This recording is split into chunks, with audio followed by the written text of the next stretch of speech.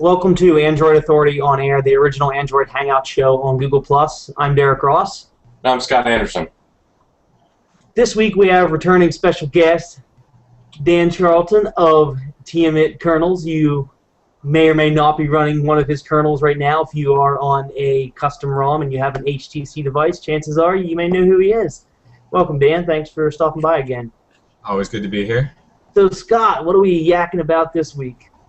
Well, we got a lot of different types of app updates. We also have new and upcoming devices from IFA in Germany. We also have some ICS and Jelly Bean updates and also some leaks. And then we're going to be finishing up with some Patmore information.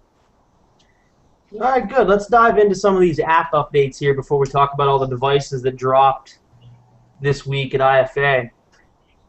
So the Google Play Store, our bread and butter, had a little bit of an update this week.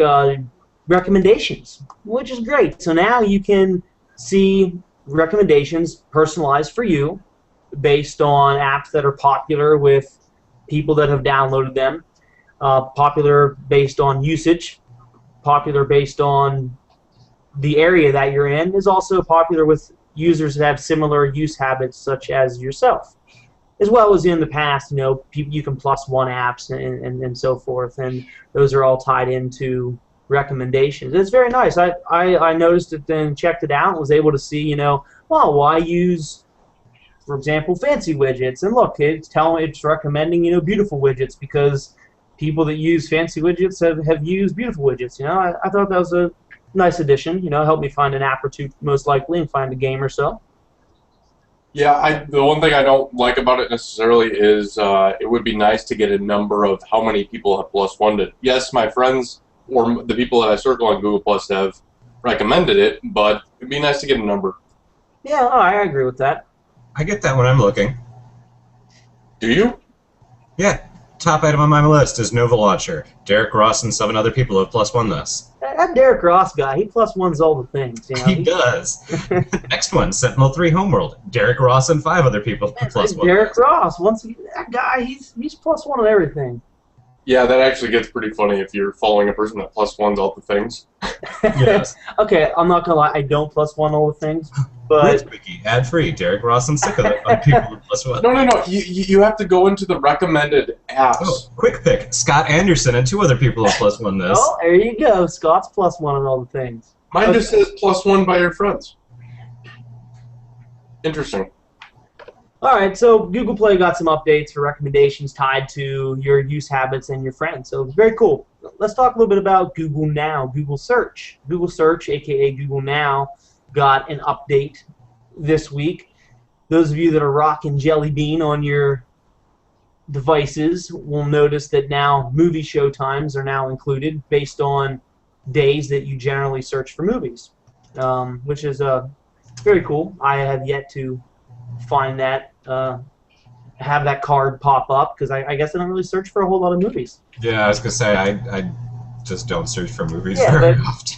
Now, what I want to know is if, let's say I go to the movies a lot on certain days, and I check in there and Google knows that that's a movie theater, or I also, when I'm near that movie theater, where I get the card to pop up too, if it knows I'm at AKA, local cinema, will it pop up then? Oh, look, he's a block away from the cinema. Let's show him what's playing. Stuff like that. That'd be kind of neat if it does it too. Yeah, I mean, I just don't go to the movies very often, so yeah, not something I find useful, but I can see why, for people that are big moviegoers, that's great. Yeah, definitely. So Google Now also got a sports update. You can now just go ahead and add your teams. You don't have to, search for your team to have it show up. You can just go ahead and add whatever teams you want to have show up as a card. Unfortunately, big fat asterisk on the whatever team. Yeah. Unfortunately, if you're a huge college football fan, I'm assuming also basketball and so forth, but college football just started this past week. You can't add any college teams. That's kind of saddening, but maybe it'll come in the future. But still, whatever major league, national teams and so forth, you can go ahead and add those as well as international. Football, depending on what area of the world you're in. The other football. College sports, so I find it very disappointing. Yeah. And also public service announcements. So, if there's a tornado, hurricane, earthquake, Amber Alert, things like that. They'll be in your area. A card will pop up. So that's actually very useful. That's really good. Yeah. Yeah. Very, very neat. I want to see more of these types of you input something and it'll give you inputs to where it is. With me, I use public transportation, and if it knows that I go to work at a certain time, it gives me all of the relevant times to work at public transportation. It would be nice to input something that just gives me to and from. Not like if I'm at work, why would it tell me to go home if I'm still at work until a certain time? I find that an annoyance, but hopefully it'll get better. That it tells you all day long how long it takes to get home instead of just popping up at the end of the day. Yeah. Exactly. Yeah, I guess. But, however, it is smart enough to know that I only play golf on Tuesdays in a golf league, and on Tuesdays I get the card to drive to the golf course. Yeah. But I don't get it on Wednesday or Monday. I don't get it any other day of the week. So it's smart enough to know that what day I play golf on. So it you'd think maybe that might be added in the future. So yeah. For people that don't have a very regular schedule, right, like you golf every Tuesday and not Wednesday, Thursday, or Friday, I feel like for people that, sometimes it's Tuesday, sometimes it's Friday, sometimes it's Wednesday, right, like it's not a consistent thing, it's a lot less helpful and more just kind of popping up to annoy you all the time. Yeah. I mean, also, I played at that golf course, most of my life. I played there for the past 20 years, so I know how to get there. I don't need directions, Right. But anyway, so let's talk about another Google app update this week. We had Google Maps. Those of you that are bikers, you can rejoice. There is now turn-by-turn navigations for bike routes. And if the previous recent Google Map update broke your HTC device, made it randomly reboot, this should fix that. This should resolve that. So thumbs up for HTC devices not rebooting. Happened to my friend's S3, and the update fixed More than it. just HTC then. Yeah. Yeah. That's not an HTC device. No, I'm aware of that, but it actually broke it. I It kept falling. He made the Galaxy S3. I actually have an HTC device and didn't have this rebooting issue, so... Your device was fine? Yeah, but then again, I'm not exactly running HTC software on it, so... Why not? Is that a trick question? Oh, okay. All right, so moving on. Those of you that use HBO and HBO Go, once again, thumbs up if you're on a Jelly Bean device. HBO Go now officially supports the latest and greatest version of Android. Yeah, I like the UI. It's pretty cool. Anybody here a big PayPal user? I mean, I use it occasionally. Well, have you checked out the latest update that came out this past week? It's a complete UI makeover.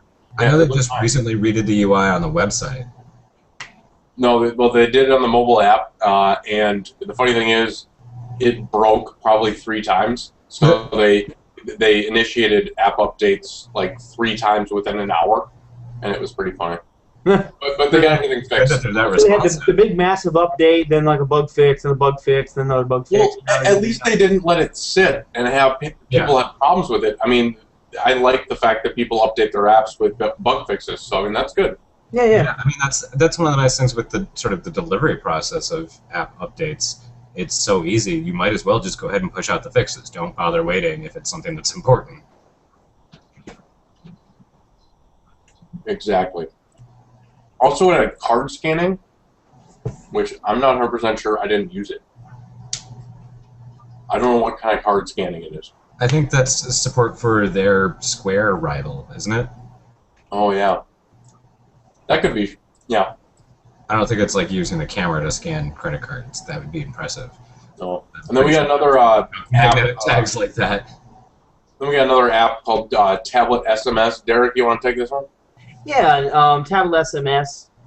Those of you that are familiar with Clockwork Mod, which pretty much if you've ever rooted your phone before, you know or have heard of Koosh and Clockwork Mod. So, or ever runs Cyanogen Mod since it comes bundled with. Yeah.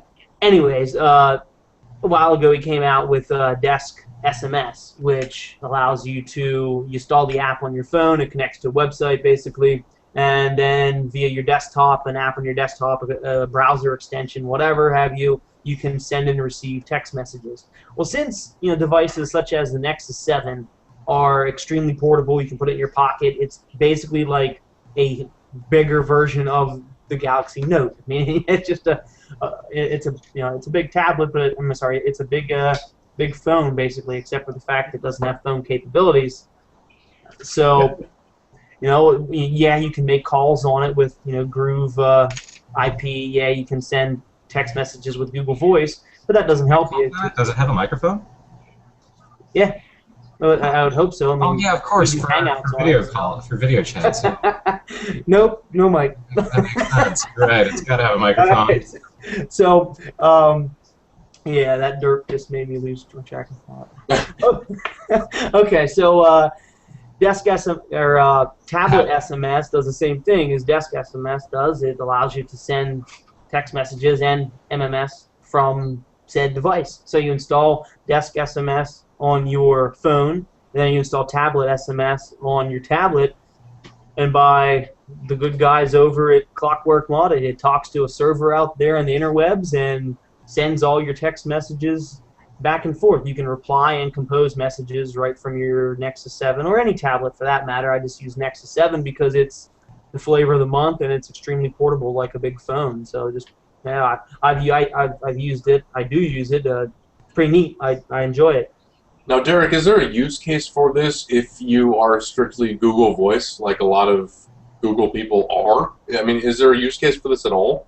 Well, yeah, a lot of. I mean, some people are strictly Google Voice. No, the question was, if you're not already using Google Voice, is there a use case? If you're not already using Google Voice as your main number, then no. If all your friends and family members have your carrier line number, well, and they send you text messages on that number, then yeah, you're going to need something like this. But as you guys are hinting at, if you're already a Google Voice user, problem solved. One app, get it everywhere. Yeah, some people don't want to port their number or don't want to give people a different number. It is nice that there are alternatives. Rather channel your text messages through 14 different servers. And remember, now, until recently, Google Voice didn't play nicely with SMS or MMS messages. I think it still doesn't do MMS. I thought they resolved that. It does, but it emails it, basically. Yeah, okay. All right. But either way, both apps are free, so check it out if you're not a Google Voice user. I'd recommend it. Remember back, a few months back, Google I/O, when the Nexus 7 was demoed and they were showing how awesome it was, they demoed a game called Horn. And Horn wasn't available yet, but it caught everyone's attention. It looked absolutely amazing. It was a 3D masterpiece adventure game, and it showed the gaming capability of the upcoming Nexus 7. So we've been anxiously waiting for it for the past few months. Well, it was released just a few days ago on August 30th. Costs $6.99 thanks to Zynga, and you can get it on the Google Play Store right now. And typical of games from Zynga, you can do upgrades in-game purchases if you want. Upgrade your guy a little bit, your character, Horn himself, make him a little more powerful, add a few stats here and there if you want, but you don't have to. It's not needed. It's just as easy, not doing it. But it's a very fun game, and it's a beautiful game, as I said. The graphics are amazing. It shows the real, true gaming capability of a Tegra 3 device. I've only played it on my Nexus 7. I haven't tried to play it on anything else. How's the length of the game? Is it one of those games that has an ending, or is it an ongoing type game? Well, I'm only 12% into the game, so I'm assuming it's going to be a long game. I'm telling you that you're a certain percentage into the game. I'm assuming there's an endpoint. Yeah, might be 100%. Yeah. At least the world that I'm in right now has a nice little 12% by it. I said I had a lot of free time over the past few days having issues at an airport, so I've become accustomed to the game. I know a lot about it. It's pretty neat. If you still have some Google Play money left over from your Nexus 7, go ahead and give it a try. It's $7, and play it for a little bit. You don't like it, you can always, redeem it, get your money Would back. you recommend it if you had no Google Play money left from your Nexus 7 purchase? Would you purchase it with your own money? I am not an Android gamer. I'm not even a gamer anymore. I don't have time to be right now. All my games sitting over on this side of me are crying in the closet. But yeah, I was gonna buy it anyways. After I saw a demo, I was like, wow, this is gonna make me want to play it. I mean, the only other game I play that's a true game besides the casual gamer games, I play Dead Trigger. It's something I can play 5 minutes at a time if I wanted to go shoot some zombies. But Okay. I would have bought it anyways, just because I was oohed and awed at Google I/O. They did their marketing right. They hooked me. All right. Well, moving on, we have a app by Microsoft. SkyDrive was officially released in the Play Store. I liked the interface of it, but it kind of lacks a lot of features. Well, SkyDrive kind of lacks a lot of features. No, I agree. I guess it's limited by its slot. Yeah.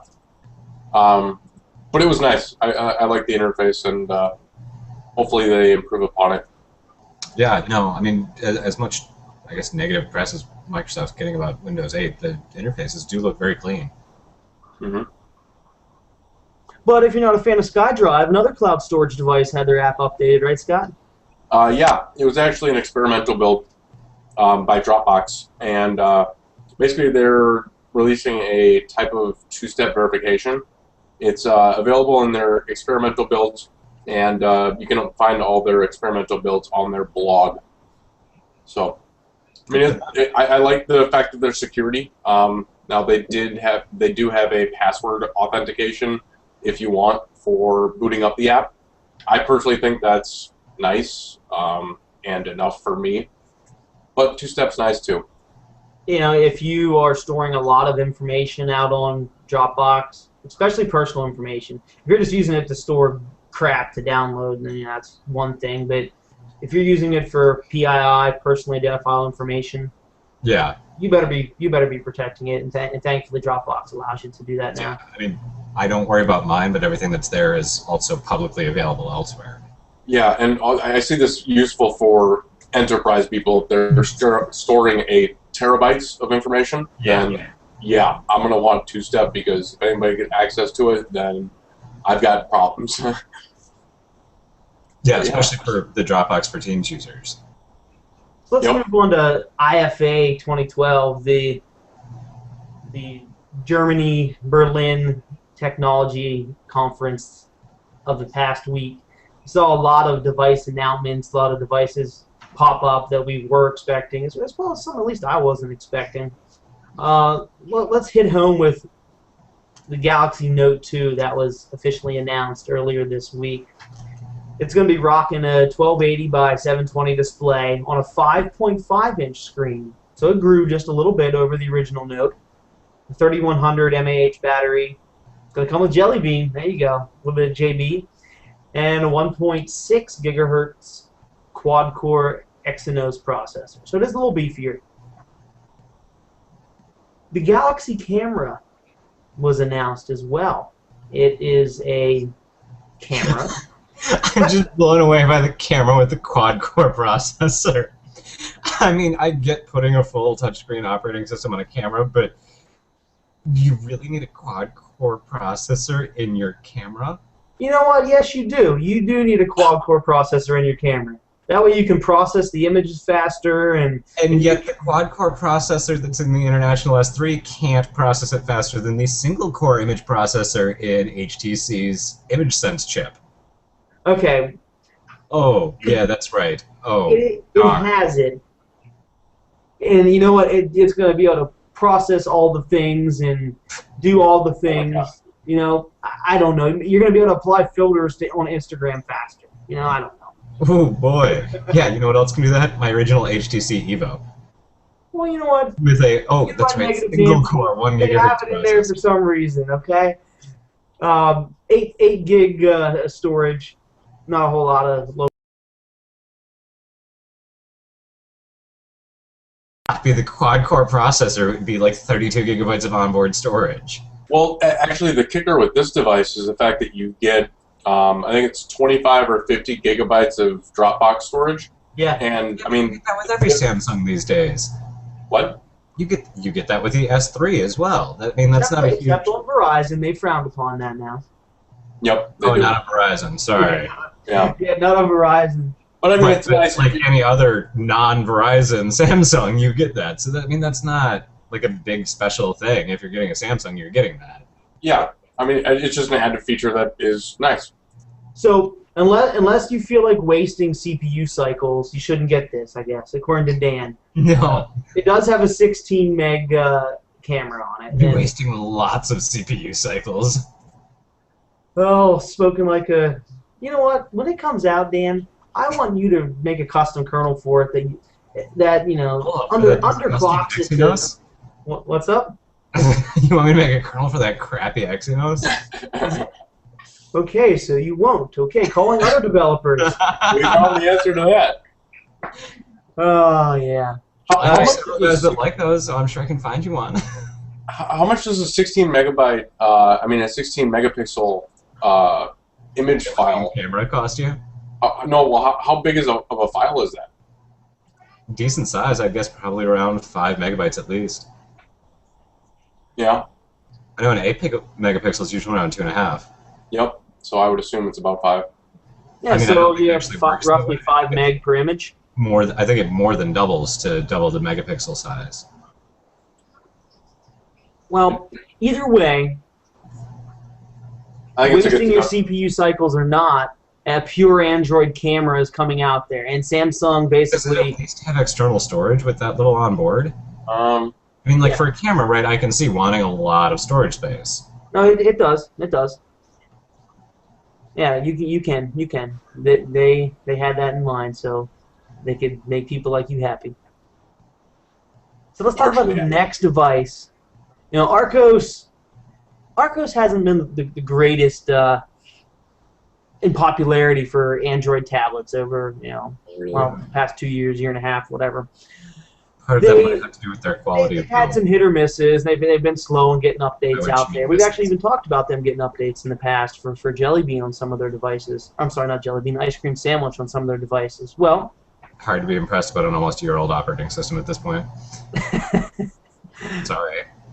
all right, down negative Nancy. Hold on a second.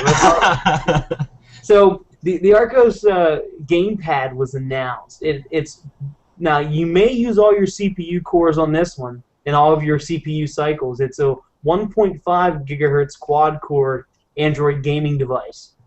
It has hardware-specific buttons on the left and the right side, specifically for gaming. You know, gamepad buttons. So you don't have to use software keys, you know, software buttons, which you do now on tablets and phones. So it is specifically built for gaming. There's no release date yet for here in the U.S., but across the pond over in Europe, look for this device to come out towards the end of October. I like the hardware buttons for gaming, and software buttons I am not a fan of for Agreed. other types of I mean, devices. this might be the future of Android gaming. Who knows? Yeah, but the thing is, if you buy hardware buttons, you're kind of limited to that. Yeah, Which is kind of- it's in the way. If you're a gamer, awesome. If you're not, live with the on-screen, I guess. Yeah. Okay.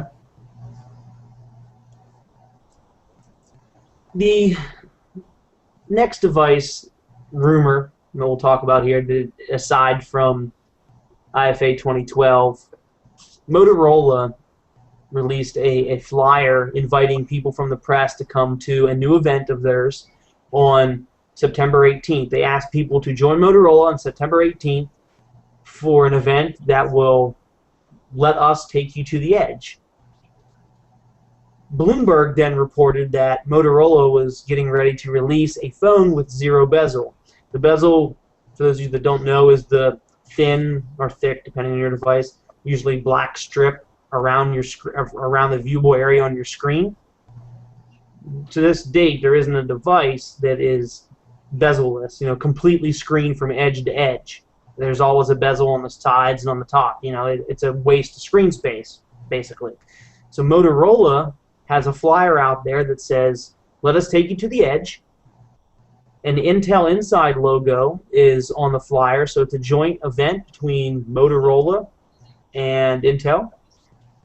And it said Bloomberg reports that they're going to be announcing a zero bezel device. Now what's also, to follow up on this rumor, the flyer, the text on the flyer goes to the actual edge of the flyer. There's no margin like most flyers. They have a 1-inch margin around it. It goes completely to the edge. So this might actually happen. So is this the upcoming Razer HD? Is it a completely different device? All I know is this will be the first device that has officially launched after Google took over Motorola. So this might actually be possible. Also, on the bottom of the flyer, they had a hashtag on there that had #MotoEdge. So is the device going to be called Motorola Edge? I mean, who knows what's going to be called, but it sounds like something big's going to happen here in a few days. So we'll find out here on the 18th. The thing that makes me skeptical is the Intel Inside. What's that, Dan? The thing that makes me skeptical is the Intel Inside. If they're going to do an edgeless display, I don't think they're going to do it with something as sort of untested, unproven as a Medfield chip. But why would Intel's logo be on the flyer? That's what's interesting. That's what I'm saying makes me skeptical. Skeptical of the rumors or skeptical of the partnership? The hardware. I don't think that they would do something as big and splashy as an edgeless display with something as risky as the Intel system. Well, maybe then it is the first Motorola phone with an Intel core, and it is called the Motorola Edge. And that's all that it is. That too. It's not a bezel-less phone that's rumored. That rumor could still pan out in the future, but for now, we've heard that rumor a lot of times before. Yeah, maybe the device is just called the Motorola Edge. I mean, I think we've heard that with every device Samsung has released in the last 18 months. Yeah. We heard about shrinking bezels, no bezels. The S2 was supposed to be edgeless, it was not. The Note was supposed to be edgeless. What's interesting about this, though, if you couple this with the patent that Google was awarded within the past, maybe a little over a month ago, we had talked about it on the show before, where they were awarded a patent that no matter if you held the phone right side up, upside down, you could talk into it and listen into it. So there would be some type of speaker microphone sensor on each end, and depending on the orientation, the device used software to determine, which speaker to activate and which mic to activate. So if the device is edge-to-edge screen, and you throw in that hardware patent, software patent, that could all. I mean, that could become a super device, a game-changing device. Yeah, I mean, we are still talking about there being a bezel then at the top and the bottom, at very least for a speaker grill. For a speaker bezel, yeah. Very large. Also potentially for a front-facing camera, so you're probably still going to get some bezel at very least at the top. But especially with on-screen keys nowadays, you can strip away the bezel at on the left, the right, the bottom without any problems, other than obviously building that device. So if you're watching the show right now, sorry listeners that listen to this later, but if you're watching and listening live here, what do you think is going to come out of this rumor? Do you think we're going to see a device just called the Motorola Edge? Do you think it's going to be a bezel-less device taking it to the edge, the screen to the edge? No, let us know what your thoughts are on it here, and we'll come back to this in a little bit. Well, since we're talking about rumors, let's talk about HTC's latest rumor. HTC is rumored to be coming out with a 5-inch, mega device, because that's the popular thing to do. Samsung did it, LG did it now. HTC is looking to do it, at least according to the latest rumor. Pictures surfaced this past week with a black device with red along the side, which resembles Verizon's colors for the HTC Incredible line. You could see hardware keys on the device, which are similarly located to other HTC Incredible devices. So is it the new Incredible? Is it the rumored 5-incher, or is it the HTC One X Plus? Don't know, but hey, we have a new HTC device coming out, but we have no clue what it is right now. Well, I doubt it's the One X Plus, since that was rumored to be going to T-Mobile. And it's red, and red is generally a Verizon thing. Generally. Generally. I mean, the original Evo was black and red, but Yeah. So let's move on to our last rumor of the week here, and this is a big one. You know, I mean, the Motorola no bezel thing's big too, but this is big too. So Paul O'Brien from Monaco reported earlier that Google and ASUS are ramping up production on a device that's about 6 weeks away from being announced. It's going to be the Nexus 7 3G. So a lot of people have said, oh, you know, it's a great tablet, I love it, but I wish it had cellular data. They want mobile data. They want to be able to use 3G, 4G, whatever, a mobile data plan with it, so it can truly be used everywhere instead of just places that have a Wi-Fi hotspot. Which, personally, the places I've used it, I've never said, darn, I wish I had Wi-Fi, because everywhere I use it, I have Wi-Fi. But that's just me. I mean, maybe I'd like to use it in the car, and maybe I don't want to tether my phone, or I'm at the beach and want to use it, whatever.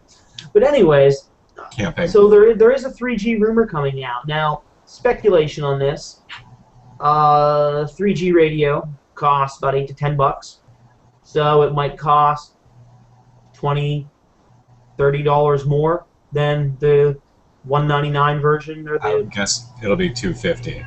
Yeah, $300 for a 8 or for a 16 gig. Yeah, right? so we don't really know on prices, but I'd say 50 at most. They'll make a little bit of money on it, but it doesn't cost. The radio itself doesn't cost much. Now, this is all speculation, of course.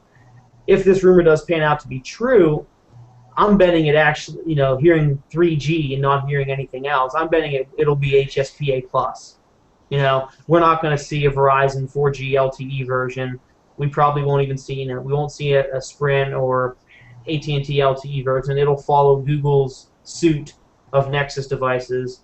It'll be an unlocked, it'll be an HSPA plus device that you can put on pretty much any carrier except CDMA carriers, obviously. I mean, part of that's hardware, right? They can't just bolt on a 4G LTE chip next to the the licensing. Yeah, I understand.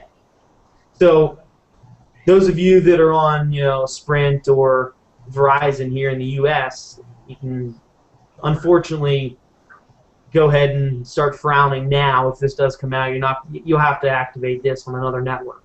But even if that does even happen, this is all no one knows. It's a rumor right now.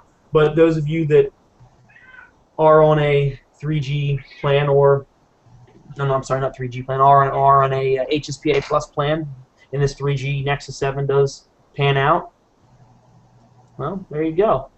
Personally, I just don't want to pay for more data. I'm fine with my tethering. Yeah, you're right. But then again, if you have the new share everything plans coming out from AT&T or Verizon, it's really not that. Not Verizon. What? I said, well, not Verizon. We just discussed the fact that this won't be going to Verizon. Oh, yeah. This won't come to Verizon. This won't come to Verizon. Basically, Verizon has unofficially burned Google with Nexus devices. They burnt that bridge, so this won't be coming to Verizon. In my opinion, I've been wrong maybe twice before in my life. So well, it's not just that they aren't going to put LTE on it, and Verizon's not going to release any more devices that don't have LTE. So at that point, there's not even a point of putting just a CDMA radio in it. All right. So it looks like we have a few comments here. A device named Edge, so if the device named Edge isn't copyrighted right now, the smart thing to do, according to the comments, is to go and copyright it right now. Try to bank on a few bucks. A trademark, not a copyright, but yeah. Yeah. Nexus Edge would be neat. Yeah, I agree. Call it Nexus Edge. I doubt it'll be debuted as a Nexus device, though. But who knows? Anything's possible. Anything's possible. So let's talk about some ICS and Jelly Bean leaks and updates here. Well, at IFA, we'll go back to IFA news here. At IFA 2012, Samsung said that the Galaxy S3 Jelly Bean was coming soon, which we know. We see every 4 days, we see a new leak. So yeah, we know it's coming soon. And speaking of leaks, there was a leak this week. More bug fixes, yada yada. Added a few features here and there, and boom, you can go ahead and download it and flash it if you want to venture down that route if you are rooted already. If not, keep your fingers crossed that it comes very, very soon. Samsung also announced that the Note 10.1, the new tablet from them, as well as the original Note, would be getting Jelly Bean soon. And just a side note on the Note 10.1, this past week I was at VMworld out in San Francisco, and for whatever reason Samsung Mobile was there because their devices are good to monitor and use virtualization. I don't know how that a phone company, Tech people are there. They sell tech stuff. They were there. They sell the best monitors for viewing vSphere. I don't know. Either way, they were there. They had the Note 10.1. I used it for a good 10 minutes. Talked to a couple of the sales engineers about it. They looked at me like I had 3 heads when I was asking them questions. So I just said, okay, I'm going to go about my own thing, and I just went and played with it myself. So, there's a lot of doom and gloom about that device, but it's not that bad. I mean, yeah, it has TouchWiz. TouchWiz, is it the smoothest stock Android? No. Is it the worst tablet ever? No. Would I use it? Well, I don't like TouchWiz. No. But for those of you that like TouchWiz and want a pen, you might use the tablet, but you just wouldn't use it with TouchWiz on it for very long. I would wipe and ROM that thing faster than anything on the planet. But it's a beast. It is. It's not that bad. All right, so let's get in the big guy here, at least Scott and I hold near and dear to our heart because we're Verizon Galaxy Nexus owners. So a little bit of light was shed on that subject this past week. A build for Jelly Bean for the Verizon Galaxy Nexus was leaked. And from that, we were able to steal the radios from it. So we have a new CDMA radio, the new LTE radio for your flashing pleasure. You can go and flash those. Chances are, if this build comes to fruition in the near future, those radios will be the radios you'll all be running. I've been running them this past week. I have no issues with them. Speed is just the same. Batteries, I can't tell a difference. People are reporting better battery life, and people are reporting faster Wi-Fi to 4G transition and 3G to 4G transition faster. I haven't paid that much attention to it. Well, you'd have to have LTE where you live to be able to notice that one. Yeah, exactly. But I mean, out in San Francisco all week, I had LTE out there and it worked. I have LTE, so I'll test it more at work this coming week.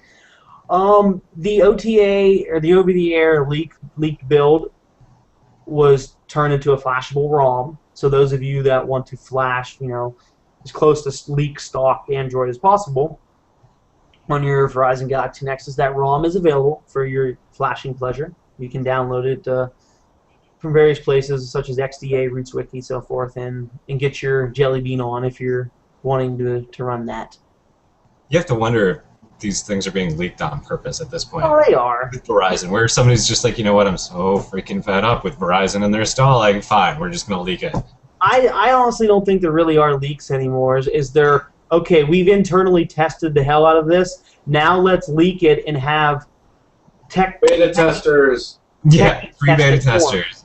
Yeah, exactly. All we're doing is beta testing radios and ROMs for them because we find bugs. Then their engineers go out there and look at all the Android blog news sites. Like, look at all these problems people are finding. Like that's all it is. There's no such thing as a leak. People don't leave smartphones in bars. So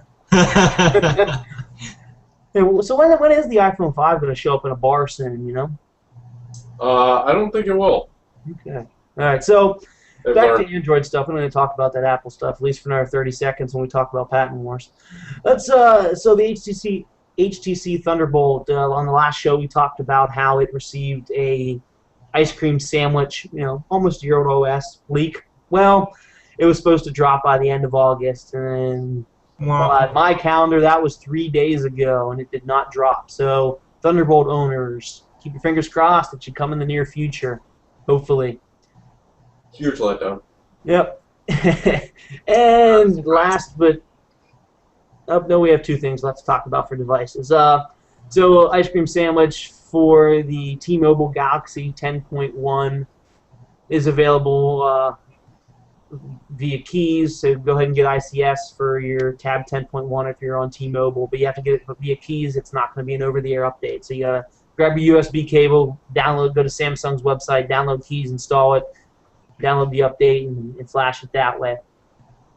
Last but not least, let's talk about Kindle Fire rumors. So here in a few days, we're going to hear about some Kindle Fires next week, or this week, at the end of the week, we're going to be talking about them. So far, rumors are putting it as 2 7-inch devices, no 10-inch devices so far. But the neatest thing, in my opinion, is one of them is going to be ad-based, similar to the e-readers. So we're going to have an ad-based Kindle Fire where whenever you turn on the display, an ad will pop up when the tablet wakes up. You know, so I don't even think about that. Supposedly it's going to be the cheapest 7-inch tablet to date. So I mean, maybe it'll be $100 because it's ad supported. Maybe it'll be $150 because it's ad supported. Who knows? But it's a very interesting concept. Would you be willing to spend $50 or $100 less to see an advertisement taking up your screen for I don't know how many seconds, maybe 5 seconds, 3 seconds. Or just to strictly get the hardware. Yeah, I was going to say, get the hardware. Get the hardware and put a custom ROM on it. Yeah, no, I mean, I think that's a viable option. Get the ad-supported one and then just... there you go. You buy the $100 off the ad-supported version, wipe that bad boy, and put Jelly Bean on it. You know, exactly. Wait a month. Somebody will put Jelly Bean on it, you know? Yeah. I think that's a wise choice. You know what, Scott? I would never have thought of you thinking that. You know, now that you're running devices that are rooted in ROM, you're all about the rooting in ROM, aren't you? I'm rooting in ramen. My God. We have to edit that out. What happened to wasn't it the People CEO that said something about 5 tablets from Kindle or from Amazon? Yeah, that was an initial rumor. There was a rumor that we're getting like a 10-inch version, an LTE version, you know, a 7-inch like very, very cheap version, and then a 7-inch like HD screen version. Like there's all sorts of rumors, but I guess we'll find out in about 3 days. I think there's going to be 2. I think 2 is a much more realistic target for them. I mean, Amazon can't be blanketing the market like Samsung does. They're going to be successful. You know, all I know is they're going to be successful doing it. People that already have a Kindle Fire are going to want to get the latest and greatest one, maybe. You know, who knows? We'll see. I think people in the market for a $200 device aren't necessarily looking for the latest and greatest on like a let me upgrade every year kind of basis. You're right. Well, Amazon did announce last week, the beginning of the week, that the Kindle Fire original version had completely sold out, and it was a complete success, capturing 22% of the tablet market. That's impressive for one device manufacturer. Yeah, definitely. Yeah, one Android, especially for Android, because Android tablets aren't as popular as iOS tablets yet. So let's talk. Since we're talking about iOS, let's talk about patent wars here. Dan's favorite subject. So are we gonna hear a rant, Dan, or not? Not yet. All right. So Apple added the Samsung Galaxy S3, the Galaxy Nexus, the Note 10.1, and Note 2 to the infringement list. So they're seeking injunction about devices that just came out or are bound to come out, and what that would do is it would temporarily ban said devices from being imported here in the U.S. until the actual court hearing. And my first initial thought to that is, so they're going after the Galaxy Nexus, which is stock Android. So they're going after Android. And some of the patents were around data tapping, which is why HTC's devices were blocked a few months ago. But Jelly Bean, I thought, resolved that issue completely. So I'm curious as to how that'll pan out. You have any thoughts on that, Dan or Scott? Well, it's important to realize that this isn't some kind of change to the case that Apple just won a couple of weeks ago. Right? Correct. This is a totally separate case that is confusingly being handled by the exact same judge. Correct. In the exact same court.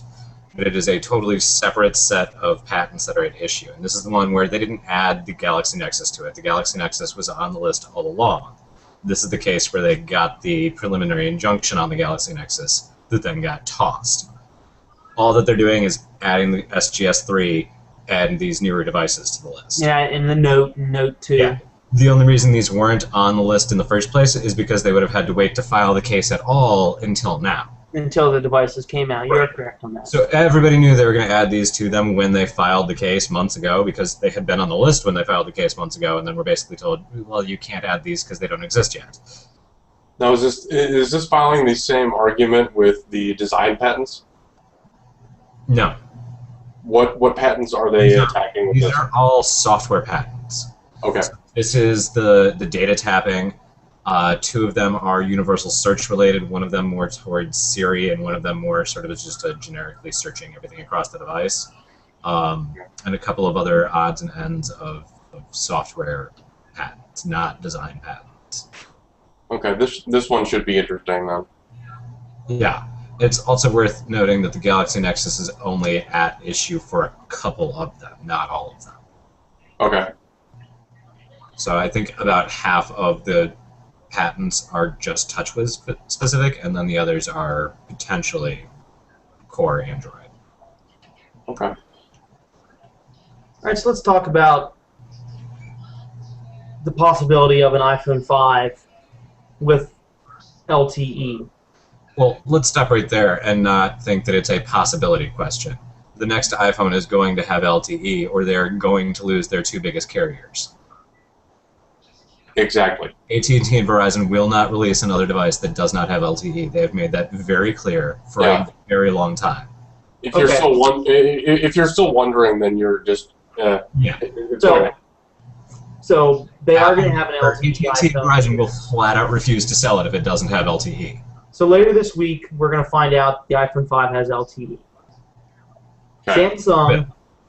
Samsung has said that they own roughly 10% of all of the 4G LTE patents, and Apple has repeatedly argued that the certain patents that Samsung does own on 4G LTE should be made industry standards due to their broad, sweeping nature. Now, I think we've heard that before going the other direction, but we'll get to that in a second. So, yes, that's right. Patenting a rectangle is not broad and sweeping in nature, but patenting a very specific radio technology, that's too broad. Sorry.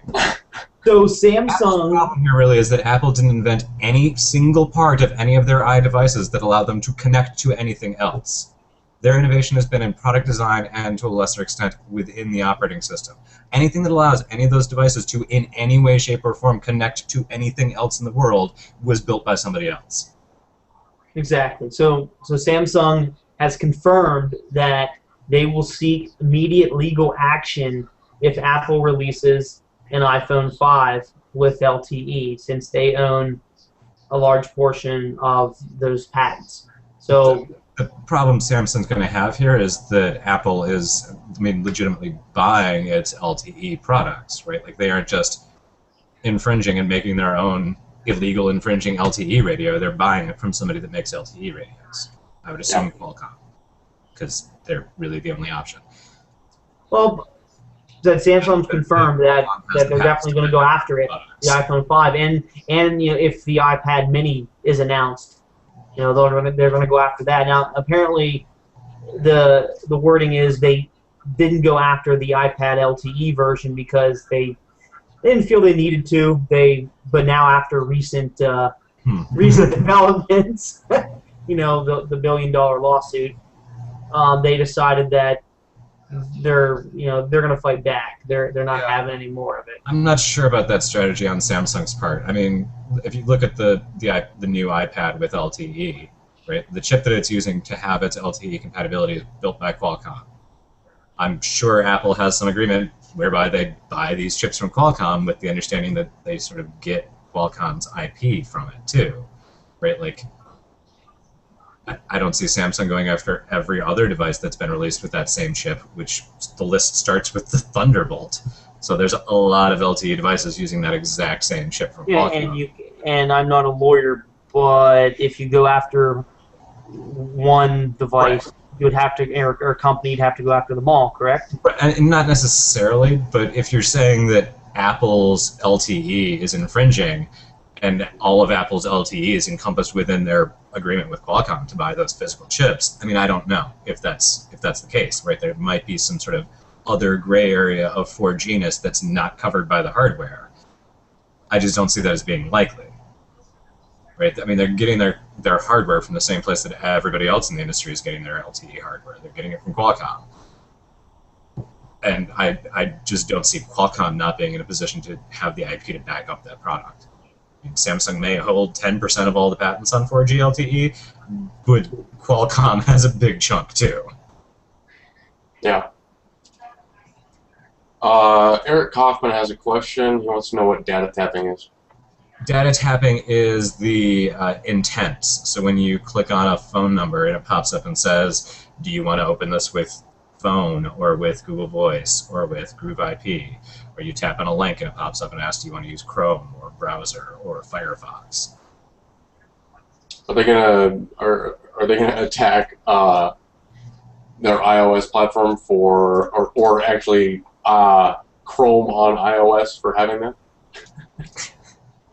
Well, I thought that was pretty funny. you know, oddly enough, the Google search, the new Jelly Bean Google search was supposed to come to iOS, and for some reason it's still not there. So yeah, For some reason, we mean sitting in Apple approval hell. yeah. But yeah, I'm surprised that Chrome was allowed to do that. That's. I am too, and I wonder if Apple will tout the Google search if they do accept it into the App Store. If they will tout it as one of their features of their phones. No, they won't, because it's better than their own search. It's better than Siri. Agreed, but what happens if they just tout that as a feature and say, hey, we just released this? They won't. They Because might. if they want to tout it as a feature, then they got to pay Google every time they say Google's name. Okay. Or are they going to say that they have a new search app? I mean, they could say something like hundreds of other voice search apps including, Yeah. and like just show a panel of search results that include the Google Voice Do you search. think it'll ever show up in the store? I do, just because at some point Apple's obstinance will draw the ire of higher powers. Yeah. Apple tried to keep Google Voice out of the market for quite some time as well, until basically became clear their choice was allow this in or watch the FCC beat the crap out of you. Yeah. I mean, when you're flat out saying, no, you're not allowed to sell anything in this market that we have hegemonic control over because it competes with us, it's pretty hard to stand up to an anti-competition suit when your entire purpose for not allowing it is saying, I don't want there to be competition. It makes it pretty clear that you're behaving in an anti-competitive way. Yeah, I agree. Well, I have one last thing to say about patent wars. There's been some talk around the Bay Area that Apple's Tim Cook and Google's Larry Page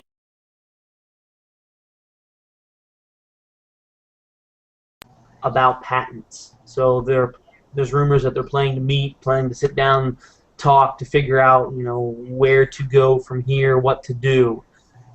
Because remember, Google is also, or I'm sorry, Motorola, which is Google, is fighting back as well. They are seeking injunction against Every device that how Apple to say sells.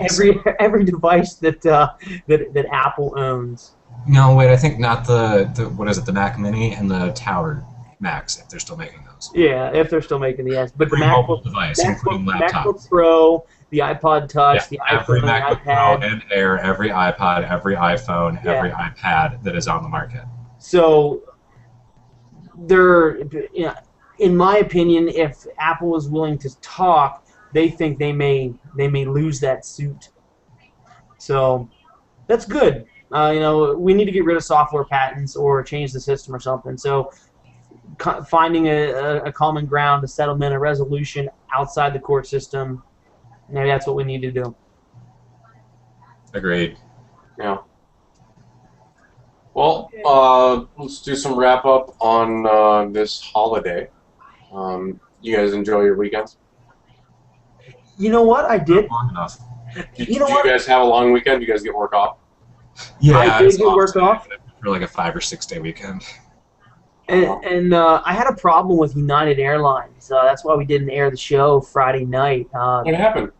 Well, basically, I got stuck at the airport because the first officer decided not to show up for work. So 250 people, I don't know how many people were on the plane, decided to, or he decided to screw everybody over by not showing up for work. And backup pilots for that kind of thing. yeah, I would assume there are backup pilots, or there's a dude you can call, But now that flight was delayed for like 2 hours, so then I missed my connecting flight and was stuck in your old stomping grounds, Dan. I was down in D.C. area, stuck at Dulles Airport. Couldn't get a flight home till the next day, so that was awesome. So we didn't do the show Friday night because of United Airlines. Now, interesting enough, United Airlines just released a Google Play app. So yeah, maybe your problems would have been solved if you had the app. I could have probably contacted the co-pilot by the app or something, right? Man, one day earlier. But yeah, so there's an app out there. I didn't even try it yet, so we didn't talk about it yet this week. But that app is available. But yeah, I had a good weekend. Good holiday weekend. Well, guys, just for our viewers, we are available on YouTube, Google+, SoundCloud, Stitcher, iTunes, and we also do have an RSS feed. Yeah, we're on iTunes. We go multi-platforms. That's how we do it. We may hate iOS, but all we damn we're going to bring some iOS content out users to Android. Yes. And you can watch us all there. Also, we are giving away a Samsung Galaxy Note 2. I will leave the link in the comments of this video if you want to go check that out. We got a lot of entries. It still has about 19 days, I believe, in order for it to close. So. And remember, if you want that extra vote, that extra winning chance, by watching this and hearing us talk about patent wars, you can enter that into the Rafflecopter and get an extra vote. So the keyword, the code for the Rafflecopter is patent wars, all one word, patent wars. Go and enter that in the Rafflecopter on the link that Scott's going to provide and get you an extra vote and a chance to win a Note 2 here in a few weeks. 2 chances to win a Note 2. I want a Note 2. Yeah, Scott, you can't enter. You're part of the show. I have not entered, and I will not enter. Call your dad. Get your dad to do it. Your mom or brother or sister. Relatives. There you go. There we go. Family members. Android campaign. What if you want to do that? Yeah. I'm gonna find long lost relatives or friends. This might be this thing called Facebook for that.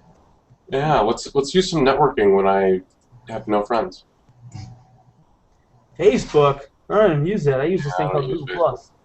All right. Well, everybody have a good week, and Derek, are we gonna be on Friday or? Friday we will be back at the punch here, pending I don't take another flight anywhere and get stuck hours from home. And I don't have any flight plans, so unless there's some emergency, I will be here. So yeah, we'll do it Friday night. We'll be able to talk. You know what? We'll be able to talk about the iPhone because it'll be released or it'll be announced. We'll be able to talk about the Kindle 2 and whatever the hell else comes out this week. So we'll see you guys in a few days.